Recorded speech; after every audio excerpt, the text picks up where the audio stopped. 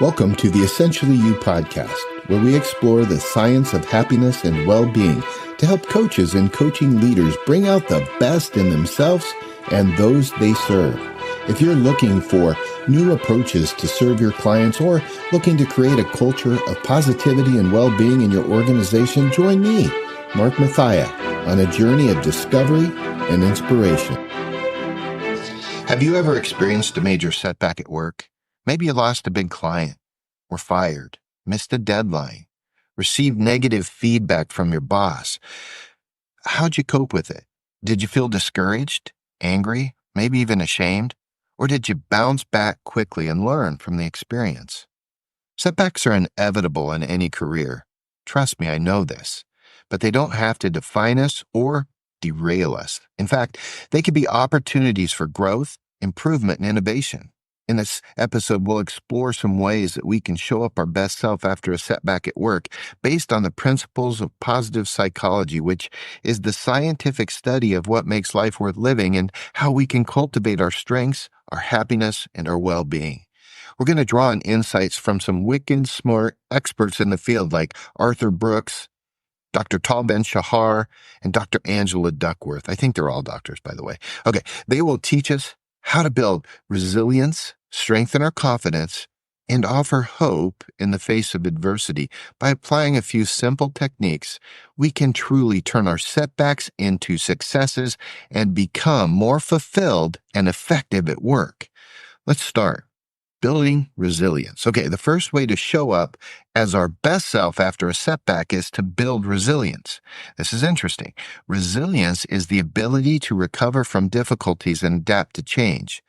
It is not, I repeat, not a fixed trait, not something that we're born with, but a skill that we can develop and practice. One of the key factors that influence our resilience is our mindset, or what we're thinking, the stuff between our ears. And according to Dr. Arthur Brooks, a professor of public leadership and happiness at Harvard, we can adopt either a promotion or prevention mindset when we face challenges. Here's the difference. A promotion mindset focuses on positive outcomes that we can achieve, such as learning, growth, achievement. A prevention mindset focuses on negative outcomes that we can avoid, such as failure, loss, and disappointment. Now, both may have a purpose in our life, but Brooks argues that a promotion mindset is more conducive to resilience because it motivates us to seek feedback, take bigger risks, and embrace change, where a prevention mindset might protect us, but it makes us a little bit more defensive, more cautious, and more resistant to change. He suggests that we can shift our mindset by asking ourselves 3 questions. Now, you want to write these down. Here's the 3 questions he suggests. What did I learn from this setback? What can I do better next time? And how can I use this experience to help others? As a coach, I know this to be true, that sometimes our greatest failure in life is our greatest gift to others. Now, by answering those questions, we can reframe our setbacks as learning opportunities rather than a personal flaw. We can also recognize our strengths and values and how they contribute to a larger purpose. This will help us to overcome negative emotions, those things like fear and guilt and resentment, and cultivate positive emotions like gratitude, curiosity, and optimism. Okay, the second one I want to talk about, strengthen our confidence. I think confidence is important. And the second way to show up as our best self after a setback is to strengthen our confidence. And confidence, let's just define it, is a belief in our own abilities and potential. It's not static state, but a dynamic process that we can influence and enhance. One of the main sources of confidence is self-efficacy, which is the belief that we can achieve our goals and overcome our challenges. According to Tal Ben-Shahar, he's also a lecturer and author of positive psychology. Self-efficacy is influenced by 4 factors. Okay, here we go. Mastery experiences, vicarious experiences, verbal persuasion, and psychological states. Okay, some big words, but let me break them down for you. Okay, mastery experiences are the successes that we have achieved in the past. It's why, as a strength coach, I take people back to a time they were in the zone or flow and things were going really well to remind them of their strengths. This provides us with evidence of our competence and capability. So mastery experience is really important and a key to great coaching. Okay, Vicarious experiences are the successes that we have observed in others. You know, you live vicariously through somebody, especially those who are similar to us, which provide us with inspiration and modeling. Okay. Important to have your peers around you. Okay. Verbal persuasion is the encouragement and feedback that we receive from others, which provide us with support and validation. And psychological states, that last one, these are sensations and emotions that we feel. Well, it's deep within us in our body, which provide us both energy and motivation. Ben Shahar suggests that we can boost our self-efficacy by increasing these four factors. We can do this by setting specific, challenging, and attainable goals and celebrating our progress and achievements. We can also seek out role models, mentors, who can share their stories and strategies with us. And we can surround ourselves with positive and supportive people who can cheer us on and challenge us to grow. We can also practice self-care and mindfulness, which can help us to manage stress, enhance our mood, and improve our performance. How about hope?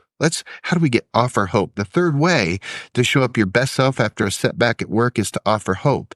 And now hope is the expectation that things will get better in the future and that we have the power to make it happen.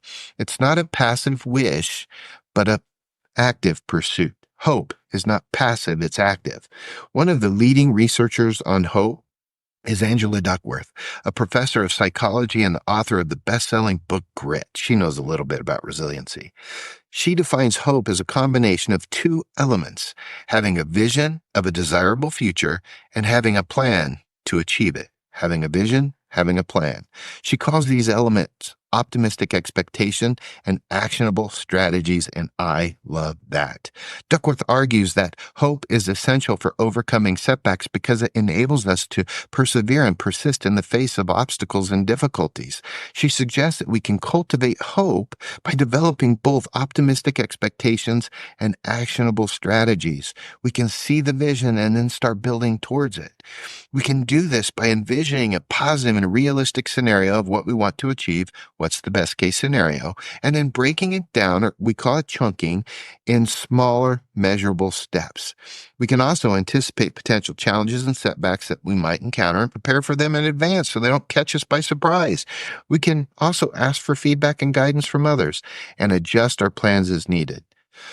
The fourth way to show up as our best self after a setback is to seek support. This is so important. Who's your trusted friend at work? You need to be understood and valued by others, and it can come from a variety of sources: family, friends, colleagues, mentors, coaches, or professional counselors. Support will help us cope with stress, reduce loneliness, increase self-esteem, and enhance our overall well-being. One of the experts on this is one of my favorites, Dr. Henry Cloud, who's a clinical psychologist and co-author of the best-selling book Boundaries. He explains that support is not only about receiving help from others, but giving help to others. He says support is a two-way street and that we need both givers and receivers of support. He calls these roles sponsors and spotters, and the difference is important. Sponsors are people who encourage us, challenge us, and hold us accountable for our goals. Spotters, those are the people who catch us when we fall, comfort us when we hurt, and validate our feelings. Cloud suggests that we can benefit from having both sponsors and spotters in our lives, and that we can also be sponsors and spotters for others. He advises that we should seek support from people who are trustworthy, empathetic, constructive, and definitely avoid people who are toxic, critical, and discouraging. Cloud argues that support is vital for bouncing back from setbacks because it helps us to overcome isolation, gain perspective, and seek and find solutions. He recommends that we reach out to our support network when we're faced with a challenge, and that we also offer our support to others who are going through difficulties. He says that by doing so, we can create positive feedback loop that strengthens our relationships and resiliency. And the final way to show up our best self after a setback at work is one I've talked about a lot, which is practicing gratitude. Gratitude is the appreciation of what is valuable and meaningful to us. It is a recognition of goodness in our lives and the source of goodness, or where it came from. People, events, things. It's also an expression of thanks and kindness to those who contribute to happiness and well-being. One of the leading researchers on gratitude is Dr. Robert Emmons, a professor of psychology and author of the book Thanks.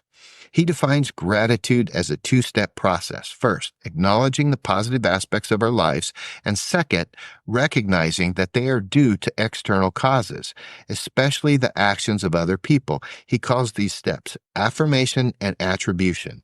Affirmation is the awareness of the benefit we receive, such as health, success, relationship. Attribution is the recognition of the agents that provide these benefits, such as our parents, teachers, colleagues, sometimes even our boss.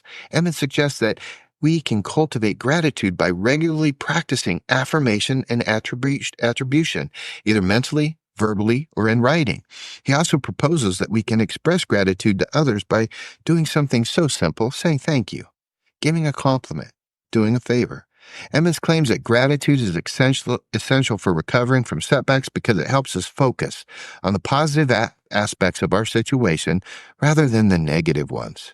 Gratitude can boost our mood, motivation, and optimism, and reduce stress, anger, and depression, and this helps us be healthier. Gratitude improves our physical health by enhancing our immune system, lowering our blood pressure, and promoting better sleep. He also asserts that gratitude can strengthen our social bonds by increasing trust, generosity, and cooperation. Wow. We've gone through a lot of ways to do this. We've learned at least 5 ways that we can show up to be our best self after a setback at work. We could build resilience, strengthen confidence, and offer hope. We can seek support, and we can ground ourselves in gratitude. And I believe this, that by applying these techniques based on the principles and research of positive psychology, each one of us, whether you're a coach or coaching leader, can transform setbacks into opportunities for growth, improvement, and innovation in your life. We can also become more fulfilled and effective at work, no matter what work you're doing. And this is a beautiful thing, we can inspire others to do the same. Hey friends, thanks for joining me. Let's get out there now and help others overcome hard times at work so that we all can get better. When the tide comes in, all boats rise.